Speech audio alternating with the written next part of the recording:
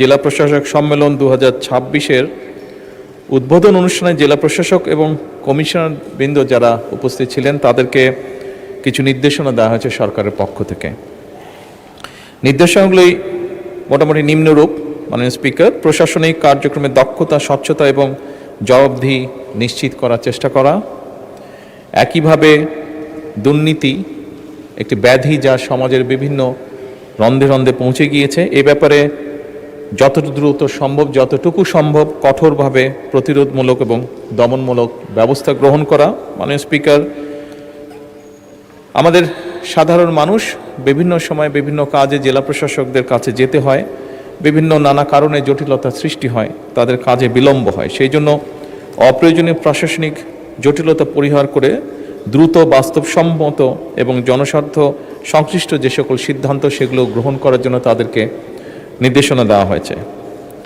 একই সাথে মাননীয় স্পিকার, নিয়োগ, বদলি এবং প্রমোশনের ক্ষেত্রে মেধা এবং দক্ষতা এই বিষয়গুলোকে প্রাধান্য দেওয়ার নির্দেশনা দেওয়া হয়েছে।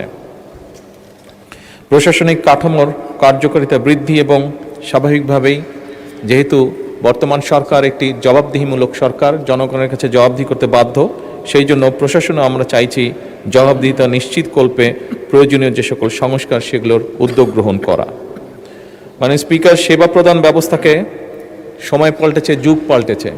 সেবা প্রদান ব্যবস্থাকে সময় উপযোগী, দক্ষ, স্বচ্ছ এবং জবাবদিহিমূলক করার জন্য যত দ্রুত সম্ভব যে সকল জায়গায় সম্ভব প্রশাসনের, বিশেষ করে সেবা প্রদানের ক্ষেত্রে সেগুলোকে ডিজিটালাইজ এর রূপান্তর করার জন্য নির্দেশনা দেওয়া হয়েছে। এর মধ্যে অনেক জায়গায় কার্যকর ব্যবস্থাও গ্রহণ করা শুরু হয়ে গিয়েছে।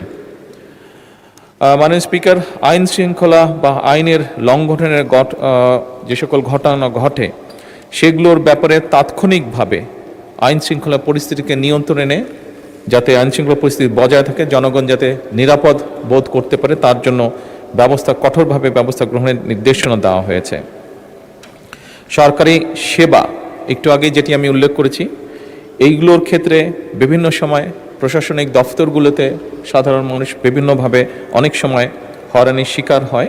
এই হয়রানি মুক্ত করার জন্য এবং দেরি যাতে না হয়, যত দ্রুত সম্ভব মানুষটিকে একটা সহযোগিতা করা যায় এবং একই সাথে এগুলো যাতে অ্যাকাউন্টেবল বা স্বচ্ছ রাখা যায় সে ব্যাপারেও কঠোর নির্দেশনা দেওয়া হয়েছে মাননীয় স্পিকার।